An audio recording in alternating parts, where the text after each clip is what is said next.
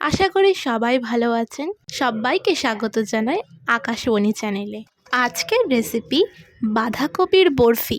প্রথমেই জানাই রেসিপিটি ভালো করে মনোযোগ সহকারে পুরোটা দেখবেন। প্রথমে আমরা বাঁধাকপিগুলো কুচিয়ে নিয়েছি, তারপর 6টা ডিম দিয়ে ভালো করে গলিয়ে নেব। নুন কিন্তু দেবেন না।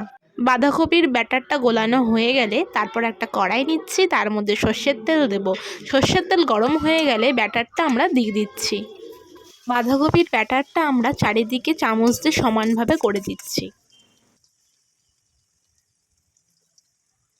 এরপর ঢাকা দিয়ে হালকা আঁচে সেদ্ধ হতে দেব।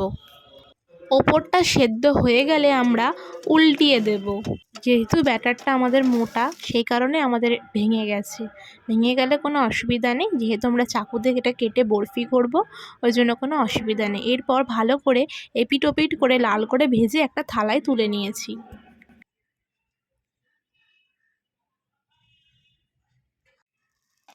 তারপর আমরা চাকু দিয়ে একবার লম্বাভাবে এবং একবার চওড়াভাবে বরফি আকৃতিতে কেটে নেব।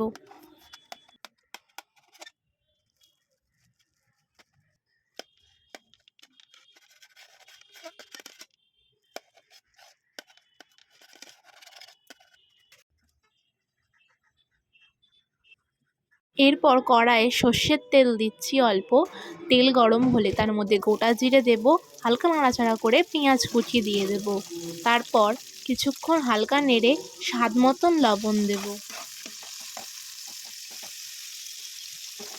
পেঁয়াজগুলো হালকা লাল লাল হয়ে গেলে আমরা আদা পেঁয়াজ টমেটোর পেস্টটা দিয়ে দেব। তার মধ্যে দিচ্ছি জিরের গুঁড়ো, হলুদ গুঁড়ো, কাশ্মীরি লঙ্কার গুঁড়ো, শুধু লঙ্কার গুঁড়ো আর স্বাদ মতন লবণ।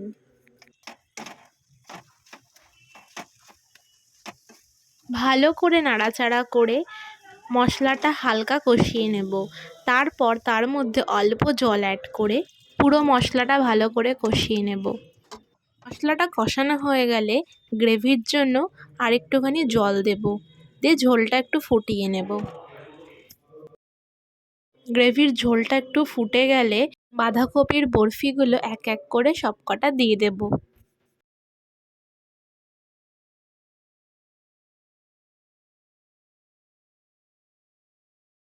হালকা নাড়াচাড়া করে ঢাকা দিয়ে রাখবো 2 মিনিটের জন্য।